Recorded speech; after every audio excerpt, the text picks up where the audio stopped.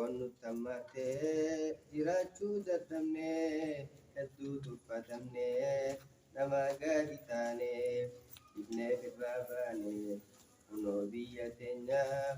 osoo hin jaalatin haadhaaf abbaan keenya firaaf haali keenyatti nagaayaa dhaamannee imimmaan bubuusaa aanee biraa yaanee yaa rabbi yaa Allah yaa mootii caalamaa har'aa fi borullee gara laafaan suma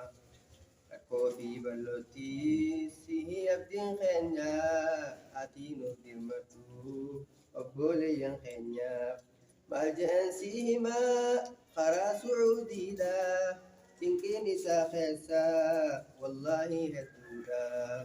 kan karatti hafee beelaa dheebuun dhumaa kan deemuu dadhabee bineensaan nyaatama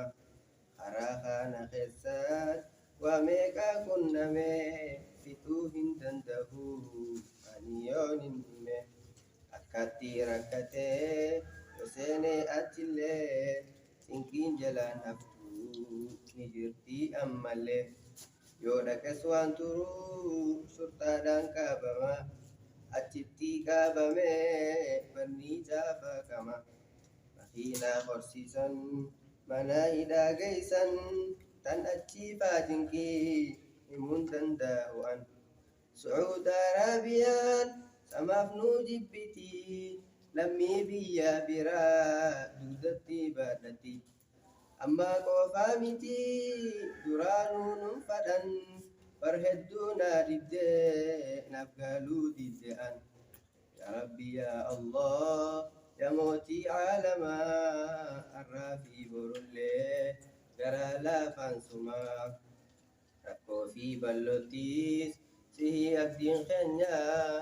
ati nuuf dirmadhu obboleeyyan keenya yaa dinqii mana hidhaa ati hoon dubbattu waan lammiin tiyya bar si keeysatti taatu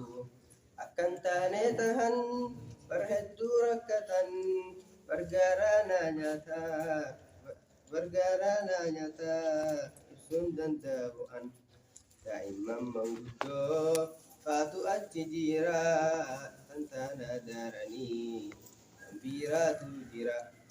tan ilmoo garaadhaa achi deeysu jira yaa rabbii qobaasii mee manaa sanirraa yaa rabbii qobaasii mee manaa sanirraa